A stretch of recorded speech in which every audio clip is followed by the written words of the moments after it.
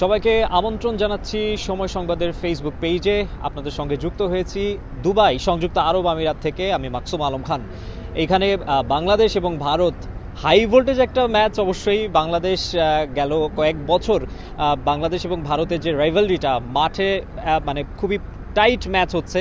ভারতীয় দর্শকদের সঙ্গেও আজ ম্যাচ শুরুর আগে কথা বলেছিলাম, তারাও বলছিল বাংলাদেশ সাম্প্রতিক বছরগুলোতে খুব টাইট ফাইট দিচ্ছে ভারতকে। যদিও তারা সব দর্শকদের যেটা হয় সবসময় তারা এক্সপেক্ট করে তাদের দলই জিতবে। ভারতীয় দর্শকরাও সেই এক্সপেকটেশনের কথাও জানিয়েছেন। এবং একই সঙ্গে বাংলাদেশের যারা এখানকার দুবাইয়ের প্রবাসী বাংলাদেশি আছেন কিংবা খেলা দেখার জন্য দুবাইয়ে এসেছেন, তারাও এই লাল সবুজ যে জার্সিটা সেইটা পরে কিন্তু বাংলাদেশের জয় উদযাপনের জন্যই দুবাই স্টেডিয়ামে এসেছে। কিন্তু বাংলাদেশের ব্যাটিংয়ের শুরুটা তাদের প্রত্যাশা একেবারেই পূরণ করতে পারেনি। আমরা দেখেছিলাম 35 রানে 5 উইকেট পড়ে গেছিল এবং একটা শঙ্কা তৈরি হয়েছিল যে 100 রানের মধ্যে না অল আউট হয়ে যায় বাংলাদেশ দল। এক ধরনের একটা হিউমিলিয়েশনের শঙ্কা তৈরি হয়েছিল। এর আগে শান্ত মিরপুর স্টেডিয়ামে যে প্রেস কনফারেন্স, সেখানে বাংলাদেশ দলের ক্যাপ্টেন নাজমুল হোসেন শান্ত বলে এসেছেন আমরা ট্রফি জয়ের জন্য যাচ্ছি।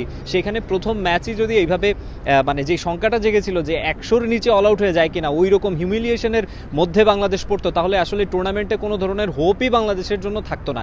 দর্শকরা যেটা বলেছিলেন সেই কথার সুর ধরেই বলতে চাই যে জয় বা পরাজয় যাই হোক না কেন, ফাইটটা যেন হয় সেইটা তারা দেখতে চেয়েছিলেন।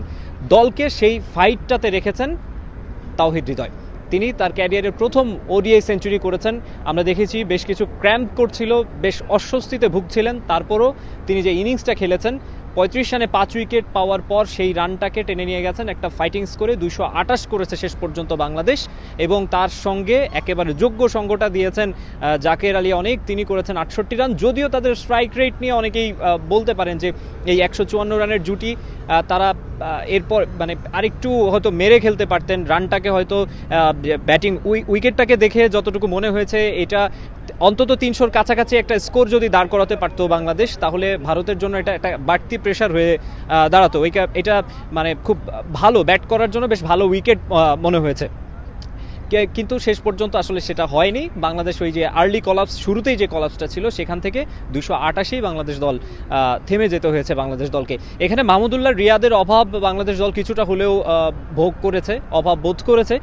তিনি গত এক বছরে বাংলাদেশ দলের ব্যাটারদের মধ্যে অন্যতম কনসিস্টেন্ট ব্যাটার। তার অ্যাভারেজ কিন্তু প্রায় 50-এর কাছাকাছি ছিল, কিন্তু তার এই দুবাইয়ে প্রথম অনুশীলনের সময় তার যে পায়ের মাংসপেশিতে টান লাগায়, এরপরে তিনি ওয়ার্ম আপ ম্যাচেও খেলেননি, মাঠে নামতে পারেননি এবং এখানে এই ম্যাচেও তাকে দেখা যায়নি। তবে বোলিংটা এখন বাংলাদেশের ভালো করতে হবে। 2018 এশিয়া কাপের এক্সাম্পল যদি টানি, এইখানে বাংলাদেশের সুখস্মৃতি আছে। এই মাঠে বাংলাদেশের সর্বোচ্চ রান হচ্ছে 261 এবং শ্রীলঙ্কাকে বাংলাদেশ ওই 261 রান করে হারিয়েছিল। সেদিন মুশফিক একটা অতিমানবীয় ইনিংস খেলেছিলেন 144 রানের। আজ মুশফিক একটা রানও করতে পারেননি। তবে মুশফিকের জন্য এই ভেন্যুটা আসলে ওই ইনিংসটা দিয়েই বলা হয় যে পয়া ভেন্যু মুশফিকের জন্য। এরপর একইভাবে তামিম ইকবাল আমরা দেখেছিলাম ভাঙা হাত নিয়ে তিনি খেলেছিলেন। তামিম ইকবাল মাঠে উপস্থিত আছেন। তিনি তার সাবেক সতীর্থদের, জাতীয় দলের সাবেক সতীর্থদের সমর্থন জানানোর জন্য মাঠে এসেছেন। তবে আমরা যেটা দেখেছিলাম যে মাঠে তিনি যখন ঢুকছিলেন ততক্ষণে বাংলাদেশের বেশ কয়েকটি উইকেট পড়ে গেছে এবং মোবাইলে তিনি স্কোর দেখে তিনি মাথায় হাত দিয়েছিলেন যে হায় হায় এটা কি অবস্থা। তো তামিম ইকবাল, মুশফিকুর রহিমের সেই গল্পগুলো 2018 সালের ওই 2018 এশিয়া কাপের ফাইনালে কিন্তু এই ভারতেরই মুখোমুখি হয়েছিল বাংলাদেশ এবং সেবার 222 রান করে ভারতকে 223 রানের টার্গেট দিয়ে বাংলাদেশ কিন্তু একেবারে ম্যাচটাকে খুব ক্লোজ নিয়ে গিয়েছিল। ভারত মাত্র 3 উইকেটে এবং প্রায় শেষ দিকে এসে কোনোভাবে ম্যাচটা জিততে পেরেছিল। সেই সুখস্মৃতি বাংলাদেশের আছে। এখন এই 228 রানকে তাড়া 229 রানের টার্গেট তাড়া করে ভারত কিভাবে জিততে চাইবে আর বাংলাদেশ তাদের জন্য কতটা প্রতিবন্ধকতা সৃষ্টি করতে পারে সেটাই দেখার বিষয়। তবে বোলিং অ্যাটাকে নাহিদ রানার কথা অনেকেই জিজ্ঞেস করছেন। প্রবাসী বাংলাদেশি যারা আছেন, এর বাইরেও যারা বিদেশিরা আছেন, তারা এই নাহিদ রানার কথা কিন্তু বারবারই বলছেন। কারণ নাহিদ রানা ইতোমধ্যে আমরা জানি যে তার পেস দিয়ে বিশ্বে একটা তাকে নিয়ে আসলে আলোচনা হয়েছে। এই পেসের কারণে আমরা পাকিস্তান সফরে দেখেছি নাহিদ রানা ভালো করেছেন এবং তাকে নিয়ে একটা আলাদা আলোচনা হচ্ছে। তো তিনি যদি স্কোয়াডে থাকতেন ভারত টিম নিশ্চয়ই তাকে নিয়ে একটা আলাদা প্ল্যান করতে হতো।